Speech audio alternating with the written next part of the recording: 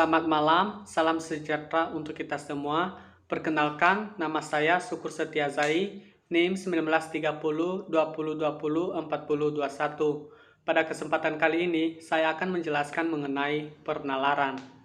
Penalaran adalah proses berpikir yang bertolak dari pengamatan indera yang menghasilkan sejumlah konsep dan pengertian.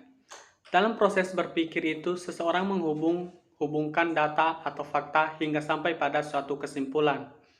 Data atau fakta itu kemudian dinalar, dan data yang dinalar itu boleh benar dan boleh tidak benar.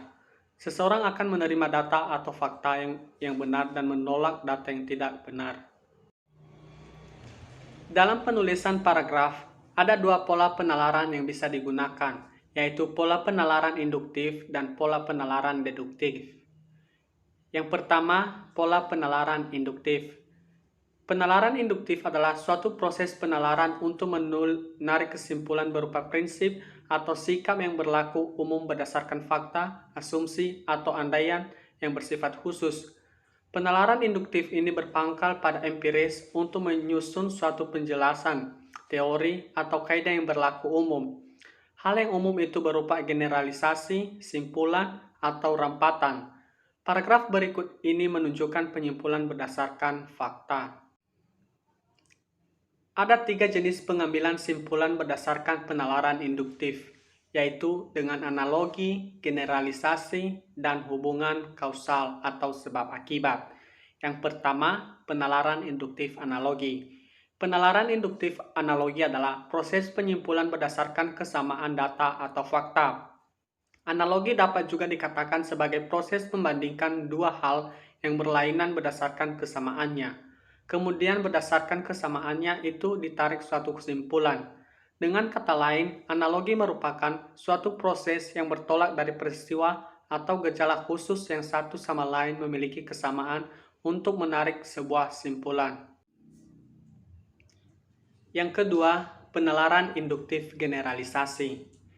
Generalisasi merupakan suatu proses penalaran yang bertolak dari sejumlah gejala atau peristiwa yang serupa untuk menarik simpulan mengenai semua atau sebagian dari gejala atau peristiwa itu. Generalisasi dibedakan atas generalisasi sempurna dan generalisasi tidak sempurna. Dalam generalisasi sempurna, seluruh fenomena yang menjadi dasar penyimpulan itu diselidiki. Generalisasi semacam ini memberikan simpulan yang sangat kuat. Sementara itu, generalisasi tidak sempurna merupakan generalisasi berdasarkan sebuah fenomena untuk mendapat simpulan yang berlaku bagi fenomena sejenis yang belum diselidiki. Yang ketiga, penalaran induktif hubungan sebab akibat.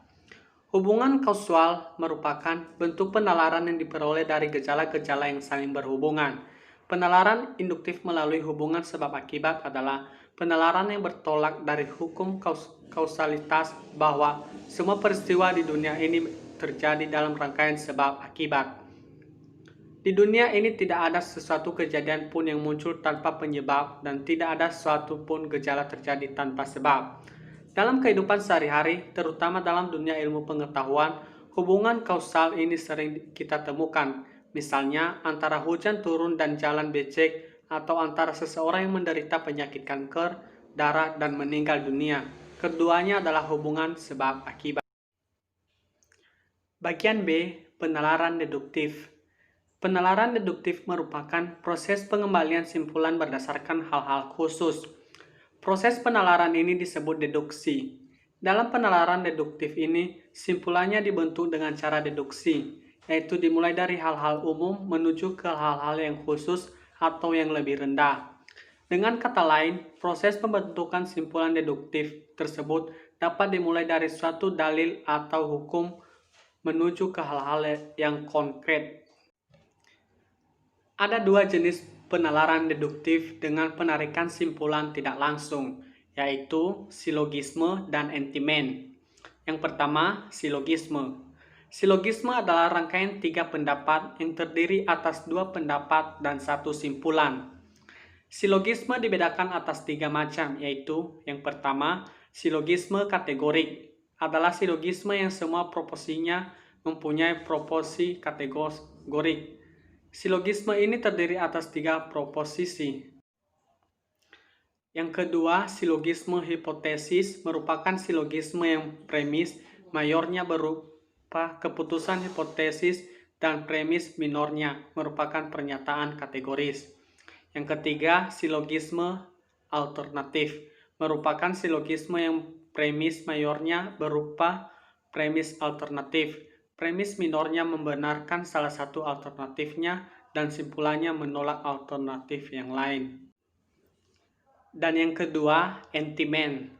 Entimen adalah penalaran deduksi secara langsung yang premisnya dihilangkan atau tidak diucapkan karena sudah sama-sama diketahui. Dengan kata lain, entimen merupakan suatu proses penalaran dengan menghilangkan bagian silogisme yang dianggap telah dipahami.